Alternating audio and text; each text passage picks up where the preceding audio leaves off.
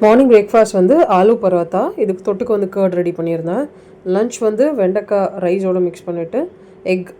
Dinner வந்து இட்லி, அதுக்கப்புறமா சிறுபருப்பு வச்சு சாம்பார். ஸோ ஃபஸ்ட்டு மார்னிங் எழுந்தோடனே உருளைக்கிழங்கு வேக போட்டுட்டு சப்பாத்தி மாவு பிசைஞ்சு வச்சுட்டேன். அதுக்கப்புறமா வந்து உருளைக்கிழங்கு வெந்ததுக்கப்புறமா மசாலா தான் ரெடி பண்ணேன். ஸோ மசாலா வந்து நம்மளோட சாய்ஸ் தான்.